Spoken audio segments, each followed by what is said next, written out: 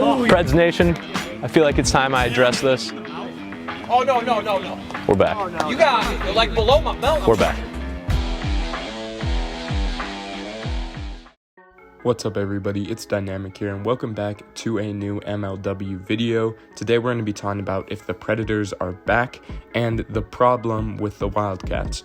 Now, I know some of you guys are going to be waiting for the NL tier list video, and that will be coming out later this week. This video is just to kind of hold you guys over for that, but I also kind of want to talk about the Predators and the Wildcats and a little bit about the Cobras too, and the position that this puts them in.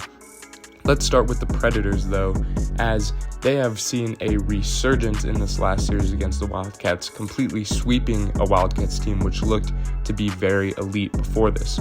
Now, before this, the Predators have only taken 2 games off of 2 different teams. They took 1 game from the Mallards in that one series, and they took 1 game from the opening series against the Diamondbacks. After that, they were swept by the Magic, so that put them at a 2-7 record and last in the AL.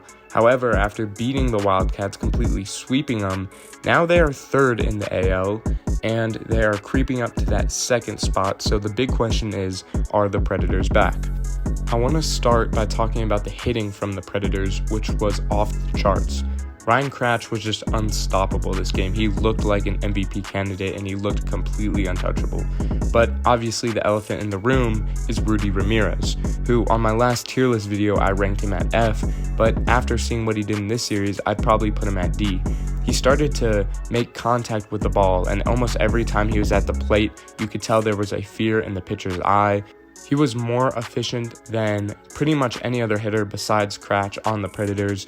So that is huge for them. If Rudy Ramirez is not playing well, I do not think that the Predators sweep. They might not only not sweep, but lose the series potentially. That's how big Rudy Ramirez was in this game. Now, Alec Warda and Brendan Russell were kind of doing their thing.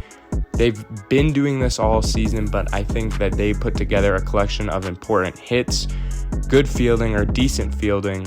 But overall, the main story was Kratch and Ramirez, who were doing everything they needed to do. Now, in one of my videos, I said that mcglade needed to step up if this Predators team wanted to make a run in the second half of the season. And I was wrong, because mcglade didn't step up, and the Predators still won that last game. You know, mcglade, he had the bases loaded. The Wildcats pretty much were 1 hit out of it or 2 hits out of it. I don't know if they tied the game up, but they were close.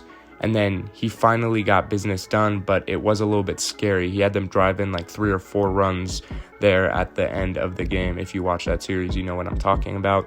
Now let's move on to the big question is, are the Predators back? I think that they are back. I don't think they're back in full form. I think that now they put themselves in the position to be a playoff team, but I don't know. Some of the stuff I saw was a little bit worrying to me, like mcglade or Russell didn't make a bunch of connection with the ball. But other than that, I think that they looked incredible. Now, moving on to the Wildcats. The Wildcats had a very bad series, but there were some excuses to be made. First of all, they didn't even have a 4th guy. They did not have Liam Jackson, and Ty Smith has not been there all year. They had to call up a player who hasn't played in MLW in almost 3 years.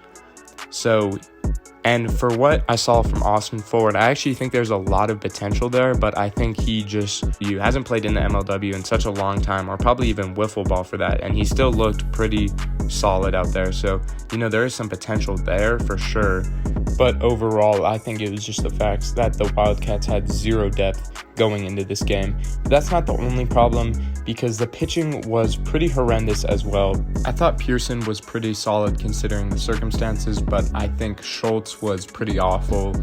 So bad that they had to put in Sailor, but Schultz kind of dug the hole for the 3rd game, and there wasn't really any coming back from that. Also, their energy was just super low, so I don't know. I hope that they can kind of come back from that, but it's going to be hard because that series was such a momentum killer for the Wildcats, and they had just lost to the Magic in 2 games the previous series, so I hope they can kind of capitalize on maybe some of the positive momentum they have going into the second half of the season, but we'll have to see, considering they were batting so poorly too.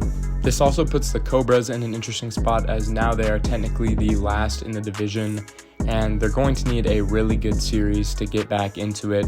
But if they do have a really good series, we're going to see the AL and kind of this distribution of really, really close teams. So I think it's going to be really interesting. You know, make sure you guys subscribe.